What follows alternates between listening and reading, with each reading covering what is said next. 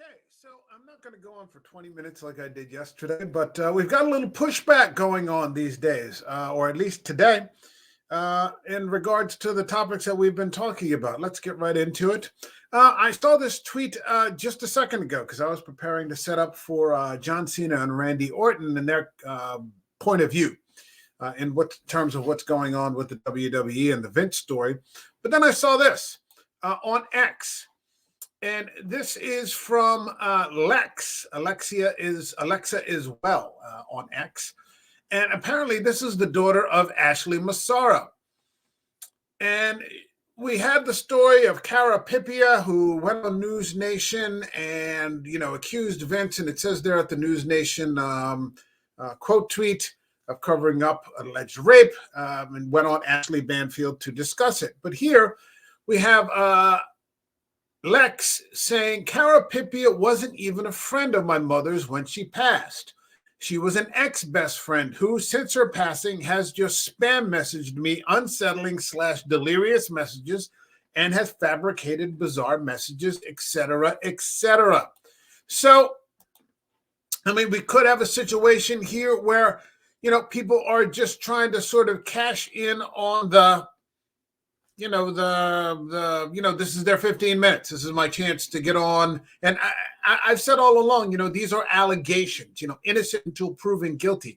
So it's interesting to hear another perspective. I'm for hearing, every side of the story, innocent until proven guilty. Vince, being under federal investigation, no files have been charged. Let's get into the next thing. Somebody who's sticking by their friend. And haven't seen a lot of this yet. Let's talk about John Cena. John Cena, and this is from WrestleZone. This is from today by Colin Tessier. It says, John Cena on McMahon allegations. I'm going to love the person I love and be their friend. And it says 16-time world champion John Cena comments on the allegations against Vince McMahon.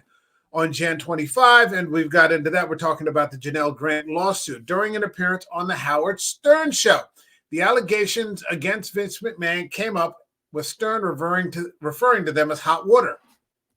Cena was asked to describe how he was handling the situation after Stern noted that it was complicated to talk about. I don't think it's complicated to talk about, John Cena said. I think it's complicated to listen to. That's kind of why I don't necessarily put a lot of time and equity into it. Again, there's still a long ways to go. And he's absolutely correct. These are allegations. Lawsuits have been filed. No decisions have been made. Federal investigations are underway. No charges have been filed to this point. I can say this. I'm a big advocate of love and friendship and honesty and communication. But in the same breath, I'm also a big advocate of accountability. I think you explained it well of if someone's behavior lies so far outside your value system that the balance shifts of like, man, I can't operate in a world where this works. That's the end result of being accountable. Right now, what I'm going to do is love the person I love, be their friend. And by that, I mean like, hey, I love you. You've got a hill to climb. So, he's saying, hey, I don't know everything, I guess. We're going to wait to see. Until then, I support you. If you say, Vince, say, it's not true, then, I'm going to take your word for it until it's proven otherwise or until more facts come to light. John Cena continued by citing the saying, you don't know who your friends are until your back is against the wall. He stated that the situation was a hill to climb, but he loves McMahon. There's the saying of, hey, you don't know who your friends are until the shit hits the fan or your back's against the wall. That doesn't make any of what's going on any easier to swallow. But just telling someone, I love you, man, this is going to be a hill to climb. We're going to see what happens, and that's that. It sounds so cliche, but it has to be one day at a time. But at the same token, I've openly said I love the guy. I got a great relationship with the guy, so that's that. Stern noted that he wouldn't want to be the kind of guy that hides, as he would call the person who is in a situation like Vince.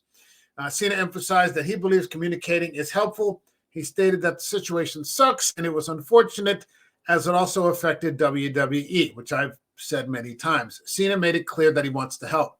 I think my construct of trying to operate with honesty and communication, I think those are strong leads to handling any problem or any achievement, John Cena said. But the whole thing is super, super unfortunate. That's really the thing that sucks, because not only does it deal with an individual who I love, it deals with an entity that I love.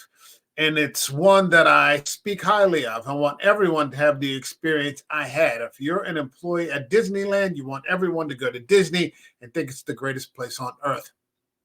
When someone doesn't, when you find out that there may or may not have been things going on there, that this place I was speaking so great about, well, in some aspects, it needed a lot of work. That's more than just how do I feel about this person. Now, I shift to, okay, am I doing all I can do to make it better? From the advice of work as hard as you can and promote as hard as you can. Is there anything I can do to help? So not only do I tell my friend I love them, I also switch to the entity and say, how can I help? So, I mean, Cena's got a lot of loyalty to WWE. I mean, his entire life and career, well, not his life, but his career and, his status. The foundation of it is his time as a WWE superstar. So he's saying, we're going to wait until we find out some more. Until then, Vince is my friend. Professionally and maybe even personally, I owe him a great deal. He's sticking with him. One more person I want to get into real quick, and that is Randy Orton. And Randy just did an interview. All the links, the X link for Ashley's daughter, the WrestleZone link, and this link from Sports Illustrated will be listed in the description.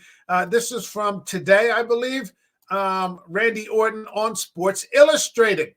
And there's a huge write-up about Randy in here, and I'll put the link to that description. It's about his return and the sort of way that he had to share the spotlight. He sort of got second banana with the return at the Royal Rumble, with the return of CM Punk and how he handled it, his injury, his current health, how he's feeling. But he also talks a little bit about the Vince situation. And I'm just going to get to that part. It says, the genuine excitement in Orton's voice changed to a different tone when he was asked about working in the new era of WWE, one that does not include longtime end-all, be-all Vince McMahon. An ongoing lawsuit has brought some hideous charges to light, and it effectively jettisons McMahon from the company. I've got to say this, I wouldn't be where I am without Vince McMahon taking a chance on me a handful of times, said Orton. I would not be where I am today without Vince McMahon. But fuck, I'm reading about this shit. What you've seen and read, I've seen and read. As far as commenting on that, it fucking hurts my heart. It hurts my heart. Orton believes that WWE President Nick Khan and Chief Content Creator Triple H Levesque are cultivating a safer culture and climate within the company, one that is altogether better across the board. So much happened while I was out, said Orton. When I left, the old guard was still doing its thing. Vince was still around. TVs were getting rewritten over and over again. The writers were being held up for all hours in the morning, and all that changed. I'm excited to work for WWE. Nick Khan is amazing. Triple H being in charge of creative is amazing. I've had a relationship with him for over 20 years. I went to his wedding back in 2003. I've been at odds before when I was when I was young, and I won him back. He's seen me go from an adolescent blank prick who didn't know what I was doing. I was an insecure punk. That's what I was.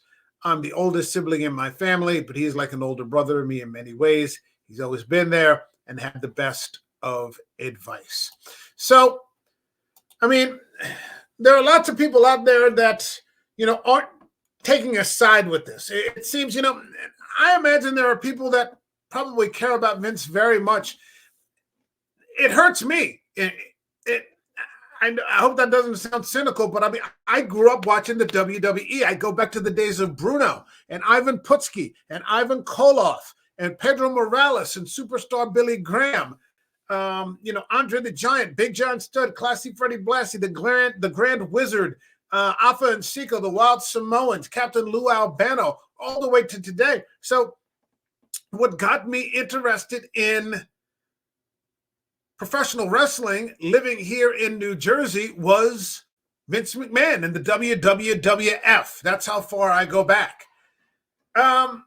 It's fucked up, what they're talking about here. it bothers you, because then you start looking at everybody funny.